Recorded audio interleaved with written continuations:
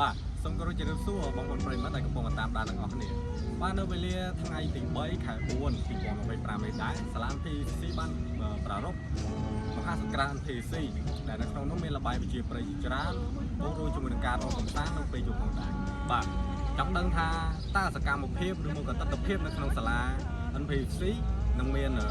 បរិយាកាសសប្បាយរីករាយបែបណាខ្លះបាទសូមតាមដានស្ដាប់មិនដែលភ្លេចឡើយបងស្នេហ៍តែរំដួលមួយការនៅក្រពុំចោលក្លិនរាល់ថ្ងៃបងមាននិស្ស័យត្រឹមតែទុំព្រួយត្រៀមក្រមរាសុតែរលួយរួងរំដួលមួយមិនព្រមឆ្លងឆ្លើយព្រមដួលពោសាន់ត្រួយជីវិត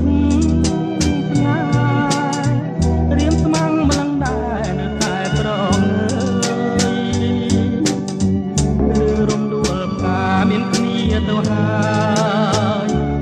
សូមឆ្លើយឲ្យបងអរក្តីសង្ស័យខ្ញុំសូមសច្ចាប្រាថ្នាតែនាង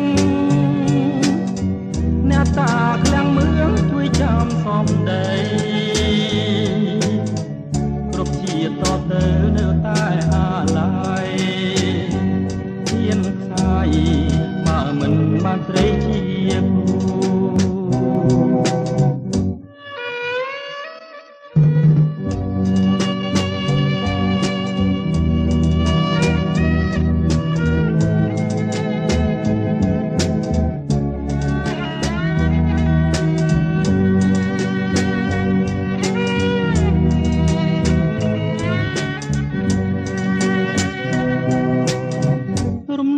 មួយតងដែលបងប្រាថ្នាតាំងចិត្តរចនាមកការទុំហាក្នុងបែរដងបងមិនដែលភ្លេចឡើយការអើយបងស្នេហ៍តែរំដួលមួយការនៅក្រពុំចោលក្លិនរាល់ថ្ងៃបងមាននិស្ស័យត្រឹមតែទុំព្រួយត្រៀមក្រមរាសុតែរលួយរួងរំ